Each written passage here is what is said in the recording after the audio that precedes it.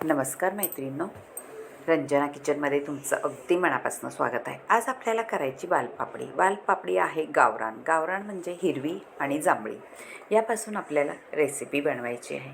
छान पाण्यात घातलेली आहे, स्वच्छ धुवून घ्यायची आहे आणि निसून घ्यायची आहे। निसून घ्यायच्यामध्ये आपल्याला मध्ये खोलून घ्यायची आहे शेंग, म्हणजे किडे वगैरे काही असले तर ती आपल्याला दिसण्यात येते आणि छान आपल्याला बारीक तोडून घ्यायची आहे। अगदी झटपट होते ही रेसिपी, टिफिनसाठी अगदी उत्तम पर्याय आणि चवीला एवढी का भन्नाट रेसिपी। तुम्ही भाकरीबरोबर खा, चपातीबरोबर खा, तोंडी लावायला खा, कशाही बरोबर ही भाजी अप्रतिमच लागते। आता मध्ये खोलून घ्यायचं आहे आणि बघायचं आहे कीड वगैरे आहे का, आणि वरची रेषाही काढून घ्यायची आहे, म्हणजे आपल्या तोंडात येत नाही। भाजी शिजली तरी पण वरची अशा रेषा असतात त्या आपल्या तोंडात येतात, त्यामुळे खोलून बघायचं आहे कीड वगैरे आहे का नाही।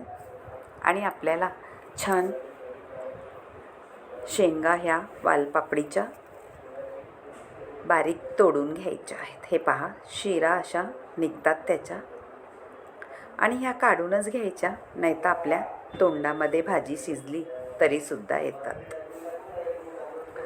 आता सगळं मी करून घेणार आहे आणि बारीक कापून घेणार आहे। ह्या शेंगा जास्त किडीच्या नसतात, पण अशा खोलून पाहिल्या तर छान निसून टिपून आपण घेतो आणि आपल्या मनाची शंकासुद्धा जाते। आता एक कुकर ठेवून घ्यायचा आहे, त्याच्यामध्ये तेल घालून गरम करायचं आहे आणि जिरी मोहरीची फोडणी द्यायची आहे।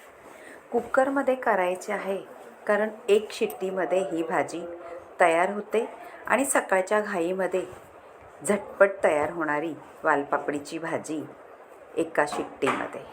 त्यात घातलेलं आहे शेंगदाणे, लसूण, हिरवी मिरची, हळद, ह्याचा ठेचा करून घेतलेला आहे, हिरवी मिरची, लसूण आणि शेंगदाण्याचा। हळद घातलेली आहे, चवीनुसार मीठ घातलेलं आहे।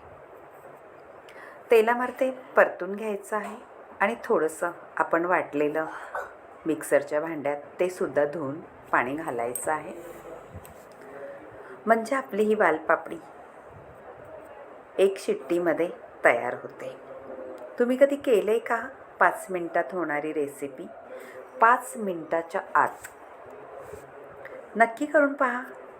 आणि आता आपल्याला ह्या वालपापडीच्या शेंगा तोडून घेतलेल्या घालून घ्यायचं आहे आणि सगळी करून एकजीव होईस्तोपर्यंत मसाला लावून घ्यायचा आहे, म्हणजे हलवून घ्यायचं आहे।